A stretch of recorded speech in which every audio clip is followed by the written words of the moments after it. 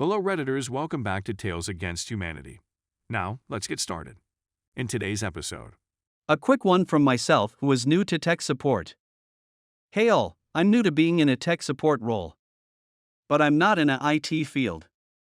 I mainly deal with wireless and battery-powered security systems for the home DIYer.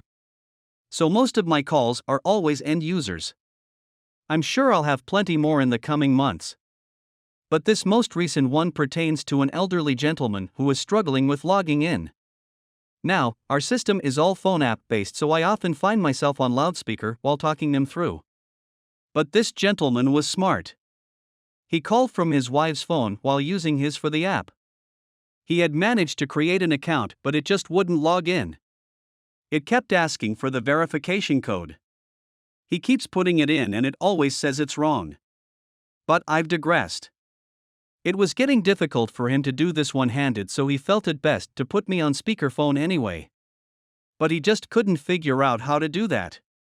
After a few minutes of attempting it and me walking him through how to put a call on loudspeaker, it became evident he was using the phone in his hands to do that, not the one pressed to his ears.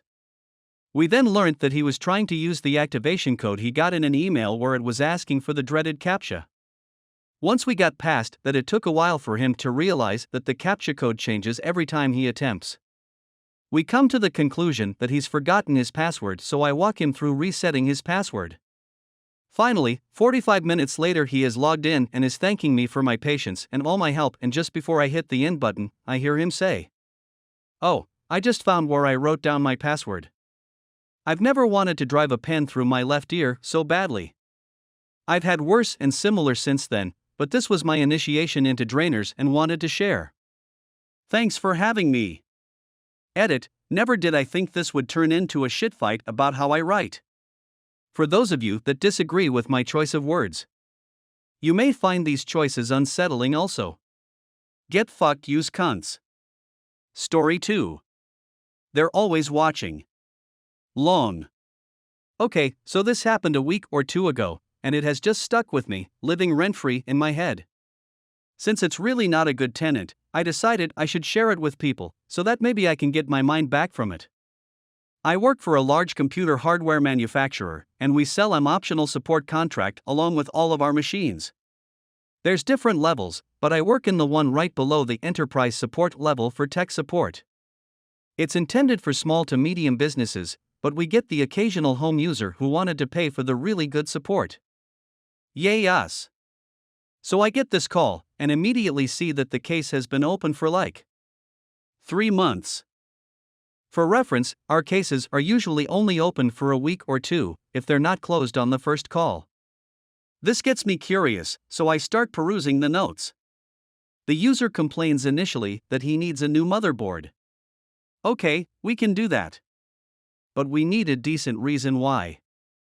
I begin down my normal path, asking some questions to clarify why he needs a new motherboard, and split my attention between his out-of-breath rant and the case notes. Now, this guy has gotten a lot of parts replaced for a normal case, and we just mailed them to him, which we're not supposed to do without verifying they actually own, or more importantly, have the system in their possession. Some might think this weird, but there's a lot of fraud in the industry. You'd be surprised if you weren't a tech person. As an aside, if we send a technician with the part, they verify the system before we put it in. So far, everything had been parts only, and the customer flat out refused a tech. The plot thickens.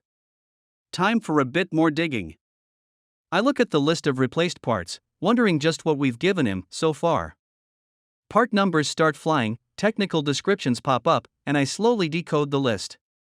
The list includes hard drive, parts only, never completed the security stuff the first time, but the second rep gave him the part, which is totally against policy.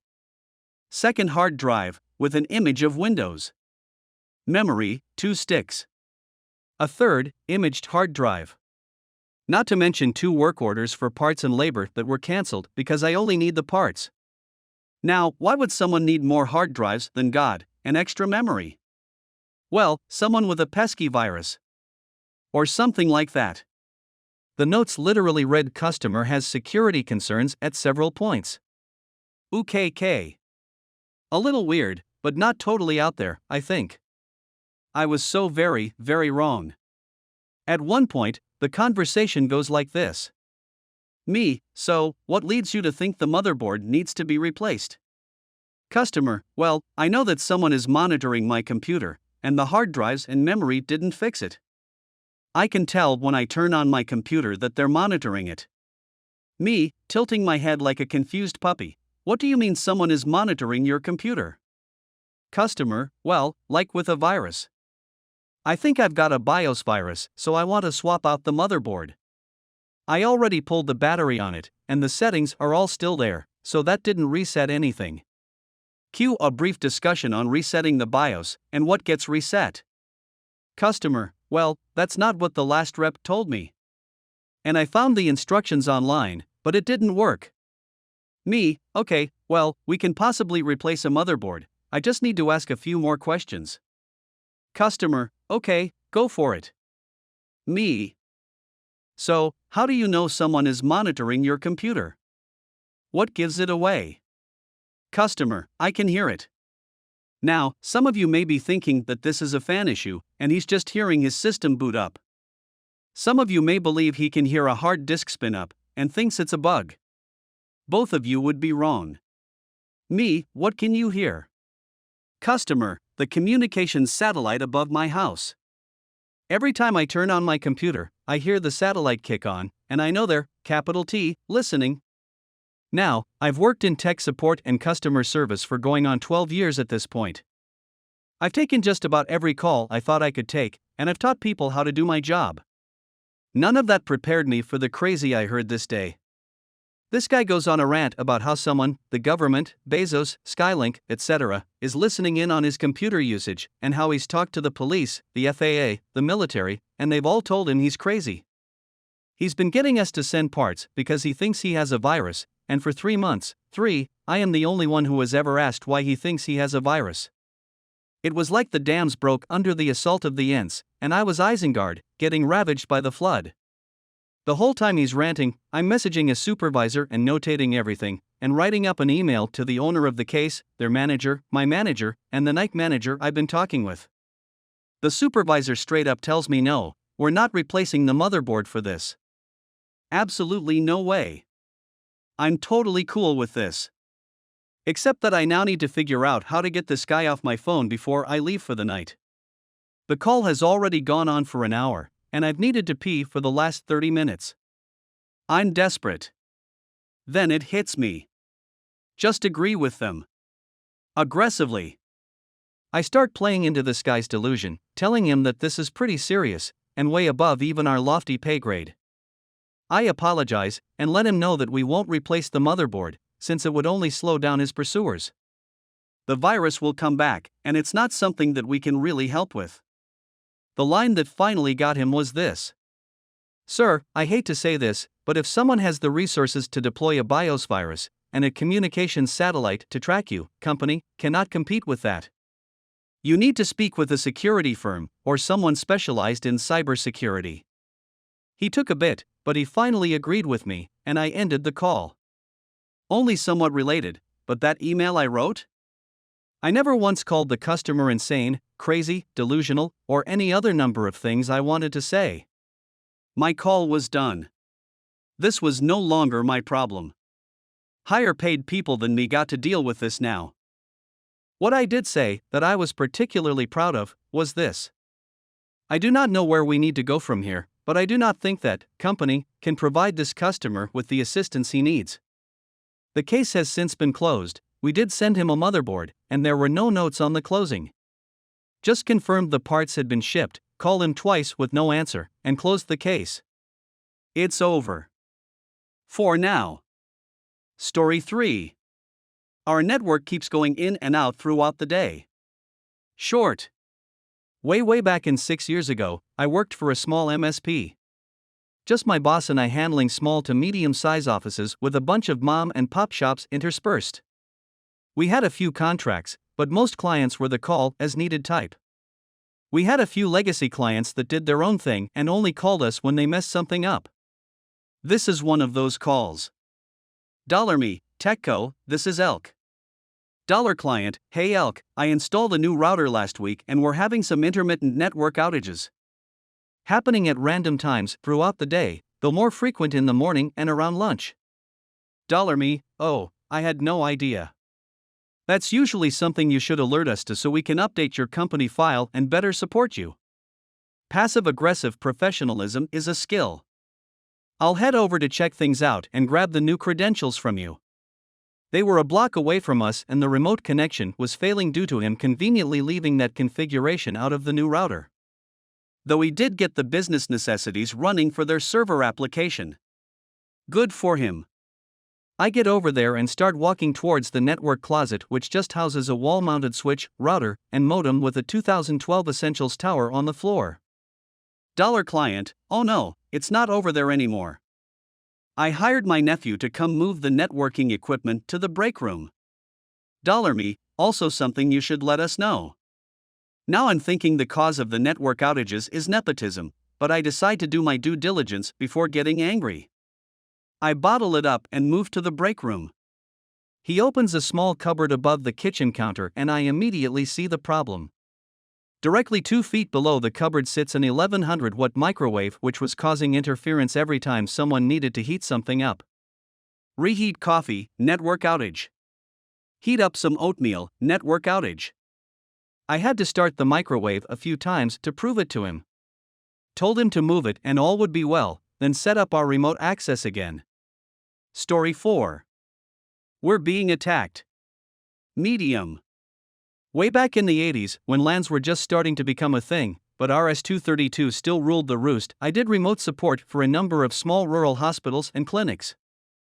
Most had no luck finding competent technical support locally, so the proficiency of most of their site managers pretty much started and ended with being able to change the nightly backup tapes without injuring themselves badly enough to claim workers' comp. I could provide about 90% of their support needs over the WAN, so that worked okay for me. I just needed a functional set of eyes and hands on site to cover the other 10%, printer setups and such. Their servers had network capacity so we could patch them into my office's one for remote support, but most of the local operations were adapted serial, think green screens. Also worth noting is the vast majority of these facilities were housed in old buildings, many built before computers were even a consideration. In any case, one of these facilities decided to acquire a new Unix server. It was to be networked to terminal servers in the building's electrical closets, and a contractor had wired the CRTs on the floor to the terminal servers with serial cable runs, some of them 50 feet minus 100 inches. Yeah, I know, not ideal, but you works with what you gots. I set up the new server at my home office, drove it out to the site, some 300-odd miles away, swapped it for the old server, and stayed a couple of days to have them stress test work the new server. Everything was running peachy, so we did our closeout and I headed back home. 4 or 5 days later, I get a panicky call from the SM saying we're being attacked. A whole bunch of people are trying to hack into our system all at once. I hook in over the WAN and see multiple logins of what appears to be random garbage, but isn't, not quite. The text strings going into the login prompts look like 30+ characters of gibberish. They keep repeating the same 30+ character sequence, though, and the repeating sequence is unique on each affected port. Hardly a coordinated attack, but enough to minorly impact server performance as it tries to handle multiple constant streams of gibberish logins. My curiosity is definitely aroused, so back in the car I go. Once I got back on site, it took me about an hour and a half to figure out what was happening, 1/3 of which was arguing with building maintenance to borrow a stepladder so I could get in the drop ceiling. What I found was their contractor had installed cable with next to no shielding. When running the cabling through the drop ceiling, the contractor had frequently run cables right next to and directly over, in some cases, fluorescent light fixtures. Many of the power outlets in the building had never been properly grounded, and some were not grounded at all. When stress testing the system, we'd had every CRT powered up and running, and everything had gone fine. Come about a week later, though, after the new had worn off, folks started powering down their CRTs at the end of their workday, though, and that's when the fun started. Ungrounded outlets meant ungrounded serial ports, though, so when the CRTs were turned off, and not putting active juice through the serial cabling, every one of those copper strands became a 50 feet minus 100 inches antenna, picking up any bit of ambient electric radiation around them and sending it to the terminal servers, which then passed it on to the server as if it were input. Oh, and those not quite random strings of repeating characters? Those were the signatures of the individual fluorescent light fixtures. The electronic noise coming off each was like a fingerprint. The problem was immediately addressed by the simple expedient of leaving the CRTs on 24/7. Eventually, the facility actually addressed the problem by replacing all that crappy cabling with UTP. That took forever, though, and after a month or two I'd gotten familiar enough with the signatures of the individual fluorescents that when a garbage login started reoccurring, I could call the SM and tell him which department to go to and turn their CRT back on. Laughing face.